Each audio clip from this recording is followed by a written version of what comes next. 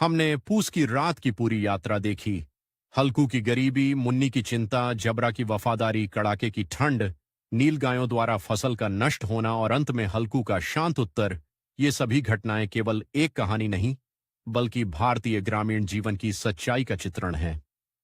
हल्कू का चरित्र। हल्कू एक मेहनती किसान है, लेकिन उसकी मेहनत का फल उसे कभी पूरी तरह नहीं मिलता। कर्ज, गरीबी और प्राकृतिक कठिनाइयां उसके जीवन का हिस्सा बन चुकी हैं।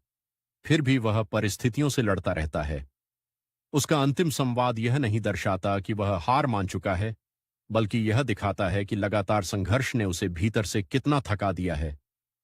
मुन्नी का चरित्र। मुन्नी एक समझदार और व्यावहारिक महिला है। वह घर की स्थिति को अच्छी तरह समझती है और भविष्य की चिंता करती है।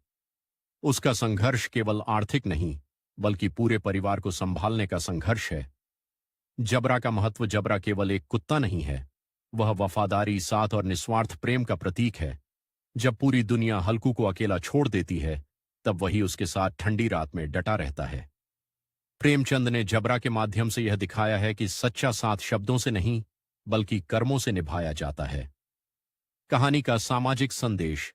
पूस की रात हमें बताती है कि गरीबी केवल पैसों की कमी नहीं होती। यह इंसान के निर्णय, उसके सपनों और उसके आत्मविश्वास को भी प्रभावित करती है। प्रेमचंद ने किसान के जीवन की उन कठिनाइयों को उजागर किया है जिन्हें अक्सर समाज नजरअंदाज कर देता है। दिन रात मेहनत करने वाला किसान भी कई बार अपनी मूलभूत आवश्यकताओं से वंचित रह जाता है।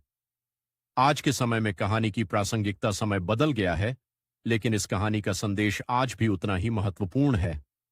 आज भी अनेक किसान आर्थिक संकट, मौसम की मार और कर्ज जैसी समस्याओं का सामना कर रहे हैं। यह कहानी हमें केवल किसानों के संघर्ष को समझने के लिए नहीं, बल्कि उनकी मेहनत का सम्मान करना भी सिखाती है। अंतिम संदेश। मुंशी प्रेमचंद की पूस की रात हमें यह सीख देती है कि किसी व्यक्ति के निर्णय को समझने से पहले उसकी परिस्थितियों को समझना आवश्यक है। कई बार इंसान जैसा दिखाई देता है, उसके पीछे उससे कहीं अधिक गहरा संघर्ष छिपा होता है। यदि यह कहानी आपको सोचने पर मजबूर करती है, तो यही इस रचना की सबसे बड़ी सफलता है। आप सभी का इस पूरी कहानी श्रृंखला को देखने और सुनने के लिए धन्यवाद।